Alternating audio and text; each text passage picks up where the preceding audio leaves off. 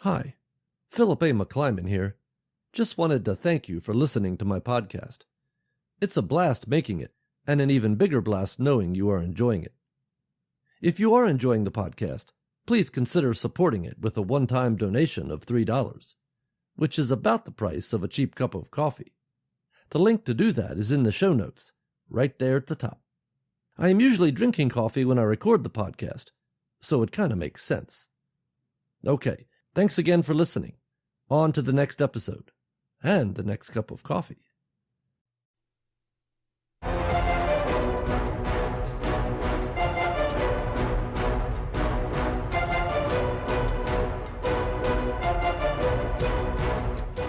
Human. Extinction level. Loss.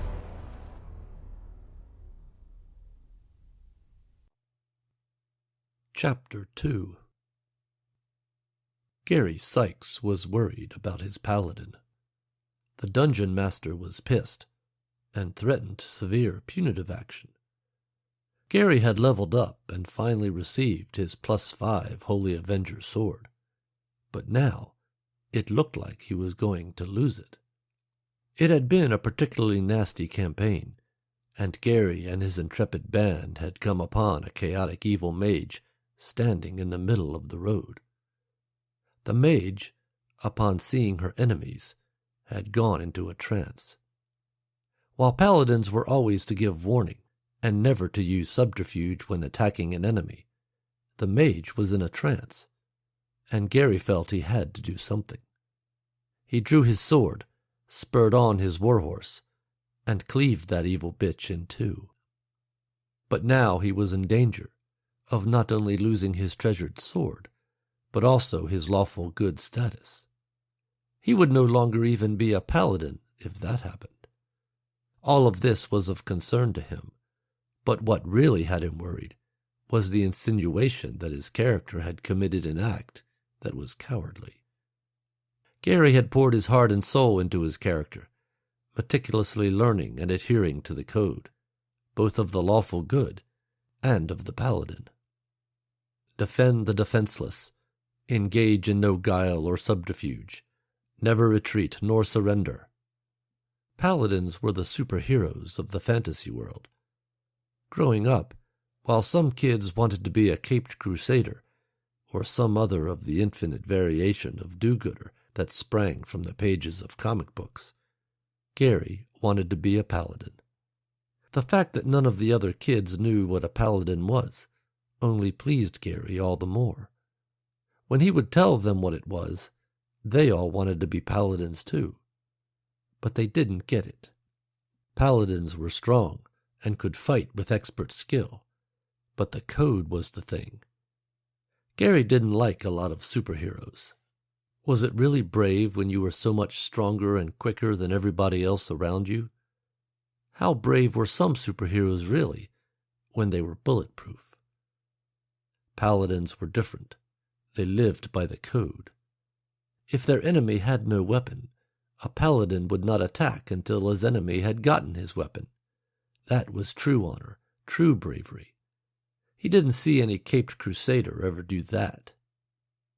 When that mage stood in the road and went into her trance, Gary assumed she had armed herself, and he moved to protect his band. But now it had all been called into question, and it was driving him wild. He pored over the manuals in an effort to make a case to the dungeon master, but it did not look good. In front of him, the control panel indicated everything was running smoothly. The station functioned at 60 hertz, and it was his job to monitor that and make necessary adjustments when needed to keep it that way. He glanced up at his dials and gauges. Before sticking his nose back in his manuals, he looked over at the two men sitting across the room. Mac Dillard and Reggie Sharp were meatheads. They were big and brash, and when they weren't down in the pits working on the generators, they were bullying Gary Sykes. Gary was not big. Weighing in at 6 feet 2 inches and 145 pounds, he was a reed of a man. A hawkish nose and stringy black shoulder-length hair completed a picture of the ultimate man-geek. The fact that he was 35 and had never even really had a girlfriend sealed the deal on just who he was. Right now, his nemeses were in front of the television. It must be a slow game, Gary thought, because they were unusually quiet.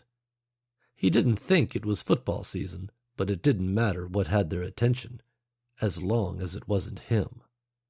If they caught him studying his manuals, blistering harassment was a guarantee. He was about to turn back to his reading when a visibly upset Beverly Sanders came running in.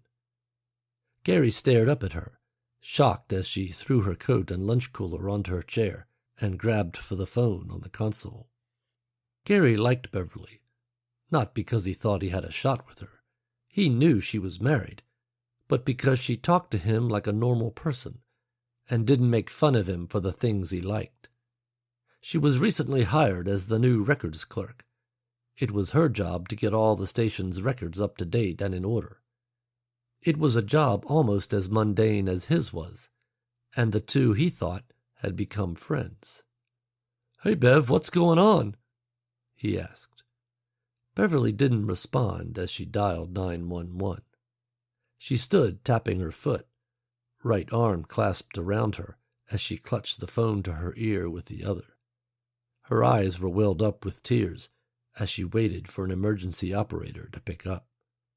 Her face fell as she heard the words. "We're sorry. All circuits are busy. Please try again later." She turned and slammed the phone down in its cradle. "Why won't anyone pick up the damn phone?"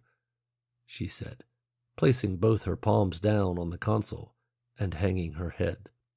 Gary looked sharply over at the meatheads, afraid that Beverly's outburst would draw their attention his way, but they were still transfixed in front of the television. Gary set his books aside and went over to Beverly. "Hey, what's going on?" he asked. Beverly stood and wiped the tears from her eyes. She looked up at Gary. "I hit somebody with my car," she said, biting her lip. "Oh, shit, did you kill? Are they okay?" Gary said. Beverly wrapped her arms around herself and looked away. "I don't know. I mean, I knocked them into a ditch," she said, cringing.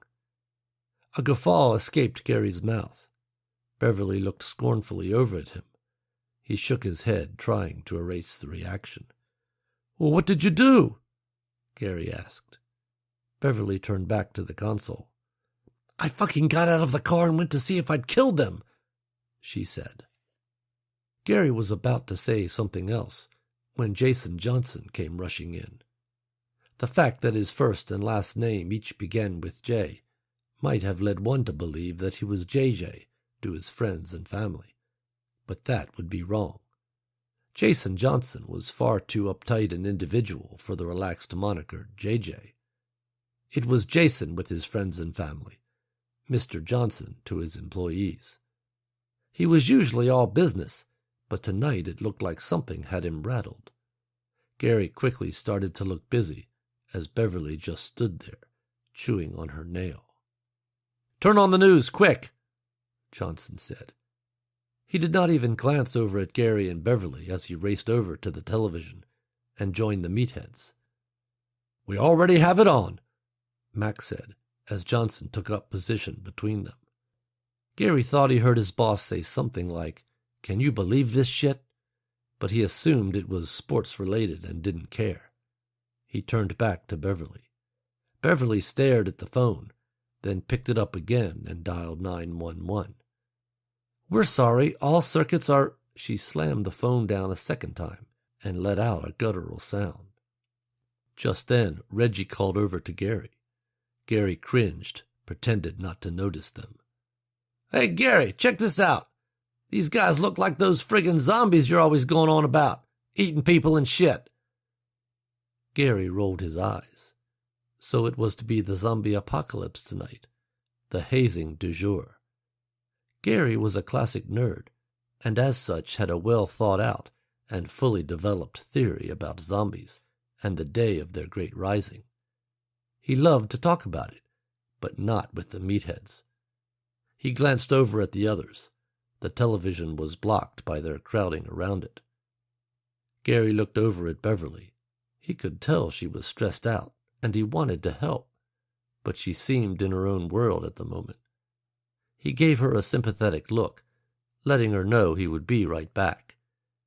Beverly continued to chew on her fingernail and stare at the phone. Gary trudged over. "Look, guys, tonight's not really a good time," he started to say, but was cut off as he stood behind the men, all staring at the television. "Shh, we're trying to listen to this, Gary," Johnson said. Gary sighed and looked at what they were watching.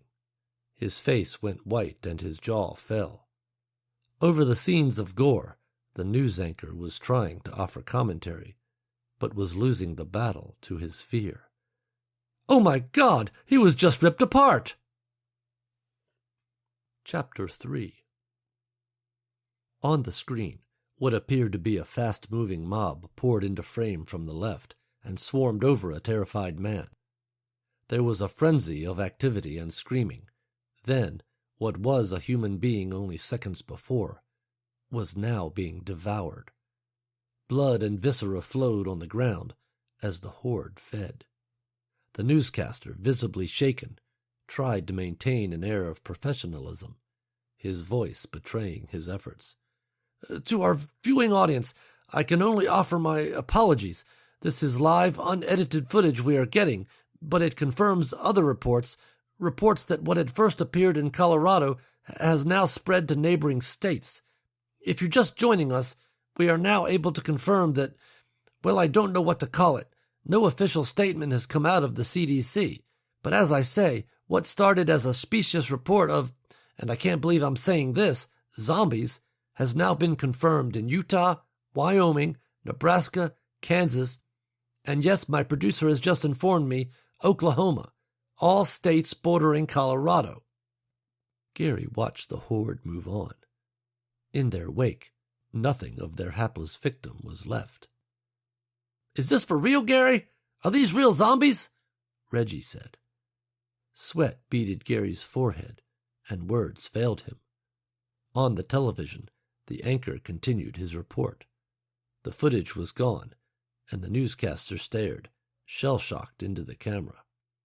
"What has caused this activity and why this is happening are questions we simply cannot answer at this time.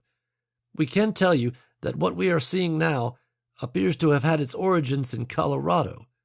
The fact that there has been an almost total media blackout in Colorado and the imposition of travel restrictions to and from that state has been a story we have been trying to follow. We can only speculate as to the link between those events and what we are seeing here.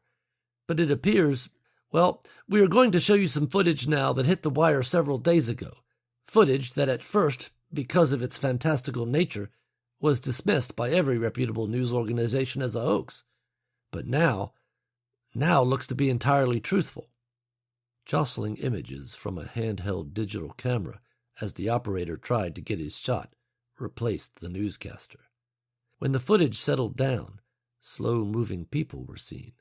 They shuffled along, seemingly mindless. Their expression was wide-eyed and slack-jawed. The news anchor tried to offer commentary. "This footage, I am told, is from Golden, Colorado. Golden is a town west of Denver. What we have learned is that some kind of infection or disease is spreading among the populace at a rate never before seen. It appears to be transmitted by human bite. This is a developing story with precious little that we can confirm from official sources. But it seems that once infected, a person becomes highly aggressive and will attack anyone around them. After the attack, which seems to universally involve the infected viciously biting their victim, the infected appear to grow calm and return to normal. Reports coming in seem to indicate that at some point thereafter, within minutes but certainly no longer than several hours, the subject then enters into, well, I've said it just a moment ago, a zombie-like state. This is some of the first footage of the contagion we have, but it appears that as the disease takes hold of its victim, it turns them from these slow-moving wanderers to what we have just witnessed moments ago." As the newscaster fell silent and the video played, Beverly approached. "I still can't get through to the police. Jason Johnson looked over at Beverly as the words caught in her throat. "I know, it's unbelievable, like something from the movies," he said. Beverly stared at the screen. "Those people, they have the same look as the woman I hit with my car," she said. All eyes turned to look at Beverly. On the television, the scene cut back to the anchor, who stared blankly into the camera. "We are now confirming, that is to say, to our viewing audience, what has happened in Colorado and surrounding regions appears to have reached our very doorstep. The footage we are about to show you is from downtown Woodford. I will tell you this footage is raw and uncut, so those of delicate nature might very well want to look away."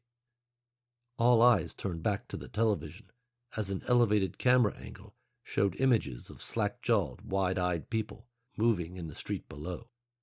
In the background could be seen Liberty Bell Stadium.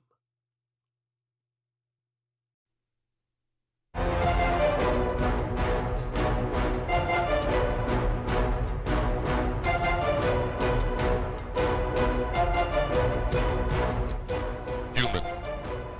Extinction level. Loss.